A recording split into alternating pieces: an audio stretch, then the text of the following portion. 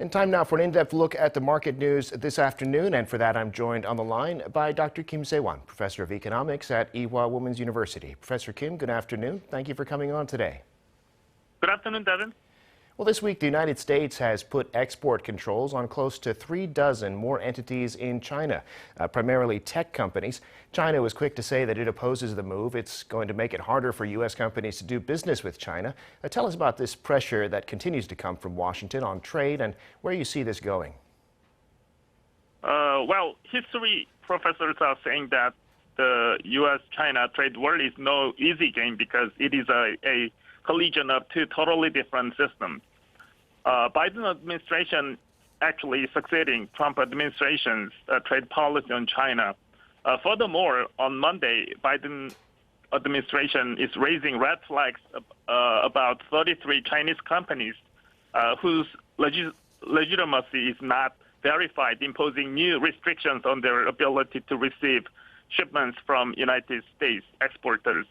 U.S. Commerce Department said that it was adding the companies to what is known as unverified list, which is a roster of businesses worldwide that are subjected to stricter export control because U.S. officials have been unable to do customary checks.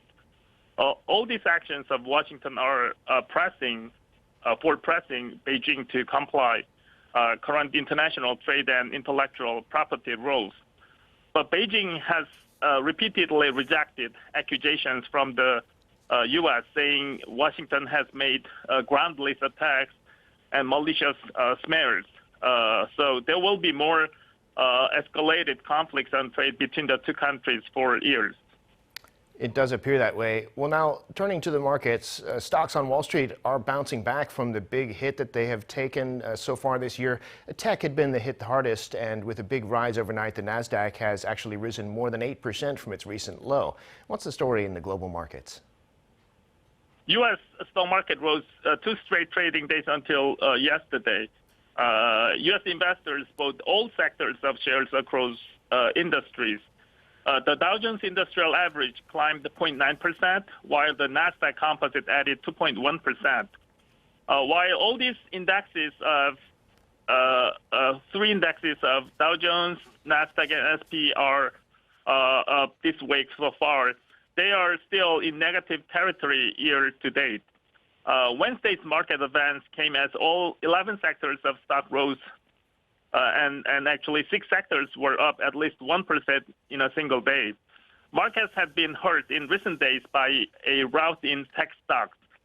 Investors have been unloading shares in tech companies with lofty valuations ahead of a potential increase in interest rate by Federal Reserve. Asian markets are mixed today with Japan's Nikkei 0.4%, Hong Kong's Hang Seng 0.2% respectively, while China, Shanghai's marginal retreat by 0.02%. All European markets gained over 1% in London, Paris, and Frankfurt.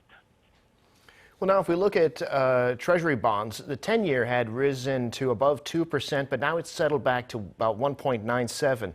Other Treasury rates have risen a bit, though, in anticipation of inflation data due on Thursday. That's the Consumer Price Index for January. What do you see happening there, Professor, with interest rates and inflation? These days, a big attention is being paid to U.S. Treasury market because investors' expectations on future inflation and interest rate hikes by Federal Reserve is highly and promptly reflected in U.S. Treasury market. On Tuesday, the yield on benchmark 10-year U.S. Treasury note almost hit 2% at 1.954%, which is its highest closing level since July 2019. But it ticked down to 1.928% Wednesday. U.S. government bond yields climbed sharply after a strong January job report. If we see, therefore, stronger U.S. job market report in February, the yields will continue to rise. Yields on shorter-term treasuries, which are especially sensitive to outlook for near-term monetary policy and inflation, rose because of continuing inflation pressure and Fed expected interest rate hikes in March. Well, finally, Professor, Korean stocks. Today, the Kospi started out higher, fell into the red around midday, but in the end, it eked out a gain. A fairly strong net buying by foreign investors, and among the big companies, gains for Samsung Electronics, SK Hynix, Naver, and others. The Nasdaq, though, with its tech companies diverging by more than usual from the Kospi, falling by around more than 1%. Tell us about the domestic market today. Yesterday's rise in U.S. and European market did not give positive impact on domestic market today. Domestic markets were mixed between Kospi and Nasdaq today. Kospi marginally gained by 0.1%, but Nasdaq lost by 1.6%.